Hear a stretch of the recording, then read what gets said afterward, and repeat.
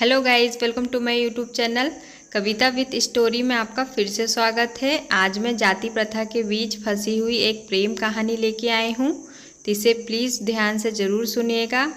सुरेश और शिवानी की, जिसका जन्म एक ऐसे गांव में हुआ था जिस गांव में आज भी वहां के लोग जाति प्रथा से बाहर नहीं निकले हैं। लेकिन उसी गांव में सुरेश नाम का लड़का रहता था जो जाति से दलित समाज का था। वह अपना घर चलाने के लिए बच्चों को ट्यूशन पढ़ाया करता था। सुरेश हमेशा बच्चों को सही राह पर चलने की सीख देता था। शिवानी भी उसी गांव में रहती थी और वो सुरेश को अक्सर बच्चों को पढ़ाते हुए देखा करती थी। शिवानी के पिता गांव के ही मंदिर में पुजारी थे। शिवानी रोज़ सुबह मंदिर में पूजा करने जाया करती थी। सुरेश भी मंदिर के रास्ते से ही बच्चों को पढ़ाने जाया करता था। अक्सर दोनों एक दूसरे को देखकर नज़रें झुका लिया करते थे। सुरेश गांव के बच्चों को एक बरगद पेड़ के नीचे पढ़ाया करता था। कभी कभी शिवानी भी उसी जगह आ जाती थी। सुरेश शिवानी को मना भी करता था कि तुम यहाँ पे मत आया करो, अगर तुम्हारे पिता ने देख लिया तो समस्या खड़ी हो जाएगी। गांव में अक्सर जाति धर्म के कारण बहसबाजी हुआ करती थी और सुरेश इन लड़ाई झगड़ों से दूर रहता था। सुरेश शिवानी को बचपन से जानता था और वह ये जानता था कि शिवानी बहुत जिद्दी है। सुरेश के मना करने के बाद भी शिवानी उस बरगद पेड़ के पास आ जाया करती थी। एक दिन गांव के एक व्यक्ति ने शिवानी को सुरेश से बात करते हुए देख लिया। फिर उसने ये सारी बात शिवानी के पिता को बता दिया। पिता ने अगले दिन शिवानी से कहा, तुम जल्दी से तैयार हो जाओ, तुम्हें देखने लड़के वाले आ रहे हैं। ये बात सुनकर शिवानी हैरान थी कि अचानक से उसके पिता ने ये निर्णय कैसे ले लिया। अगले दिन शिवानी उसी बरगद पेड़ के पास जाती है जहाँ सुरेश बच्चों को पढ़ा रहा होता है। शिवानी ने सुरेश से कहा, पापा ने मेरे लिए लड़का देखा है, मेरी शादी होने वाली है। ये तो अच्छी बात है सुरेश, लेकिन मुझे शादी नहीं करनी है, मुझे यहीं रहना है इसी गांव में। शिवानी, क्यों, ऐसा क्या है इस गांव में जो तुम यहाँ से जाना नहीं चाहती हो? सुरेश, क्योंकि इस गांव में पापा है और तुम। शिवानी, इतना कहकर शिवानी वहाँ से चली जाती है। सुरेश अब समझ चुका था कि शिवानी उसे पसंद करती है। सुरेश के दिल में भी शिवानी के लिए प्यार था, लेकिन उसने कभी भी अपने दिल की बात शिवानी को नहीं बताया। सुरेश ने गांव की जातिवाद समस्या की वजह से अपने प्यार को दिल में ही दबाए रखा था।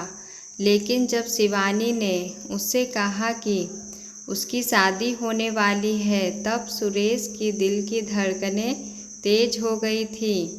लेकिन उस समय सुरेश ने शिवानी के सामने ऐसे बात किया मानो जैसे कि उसे कोई फर्क ही ना पड़ता हो। अब दोनों के दिल में एक दूसरे के लिए प्यार था, लेकिन उन्हें समझ में नहीं आ रहा था कि अपने प्यार का इजहार कैसे करें। इधर शिवानी का रिश्ता तय हो गया। अगले ही महीने उसकी शादी होने वाली थी।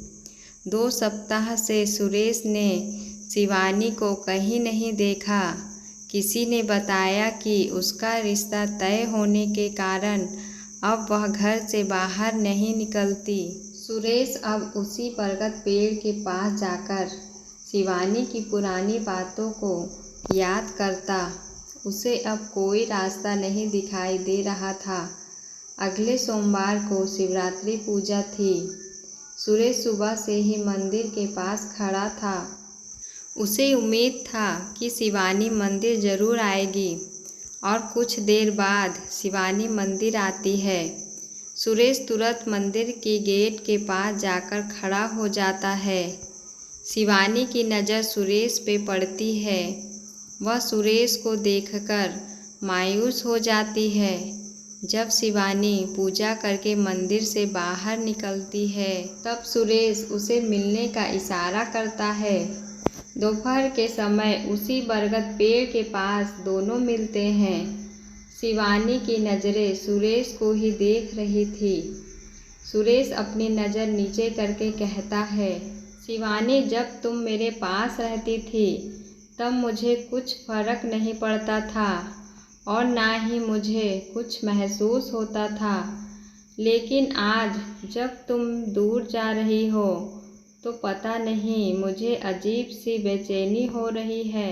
ऐसा लग रहा है मानो मेरे जीवन का कोई कीमती चीज़ मुझसे दूर हो रहा है। ऐसा लगता है कि मुझे तुमसे प्यार हो गया है।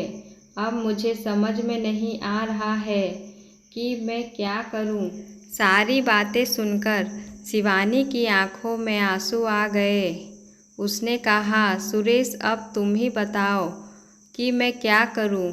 मैं भी तुम्हें बहुत चाहती हूं, लेकिन कभी तुम्हें बता नहीं पाई। अब कैसे रहूंगी मैं? तुम्हारे बिना तो कुछ भी समझ में नहीं आ रहा है। अंत में सुरेश ने शिवानी से कहा कि चलो हम दोनों यहाँ से कहीं दूर भाग के शादी कर लेते हैं।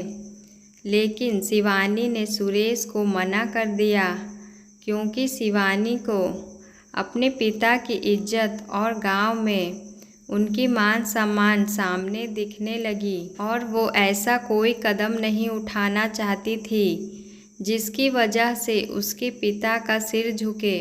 शिवानी ने सुरेश से कहा कि अगर मैं इस गांव से भागती हूँ तो मेरे पिता का क्या होगा? वह तो किसी से नज़र नहीं मिला पाएंगे, इसलिए मैं भागकर शादी नहीं कर सकती। कुछ समय तक सुरेश ने भी सोचा और उसे भी शिवानी की बातें सही लगी। तो अब आखिर में दोनों के पास बिछड़ने के अलावा और कोई दूसरा रास्ता नहीं था। दोनों ने जी भरकर एक दूसरे को देखा और अंत में दोनों ने एक दूसरे को गले लगाया और हमेशा के लिए एक दूसरे से जुदा हो गए। यदि दोस्तों मेरी कहानी अच्छी लगी हो तो मेरे चैनल को लाइक शेयर सब्सक्राइब करना ना भूलें। बेल आइकन की घंटी को प्रेस कर दें। तो मिलते हैं अगली वीडियो में नई कहानी के साथ। धन्यवाद।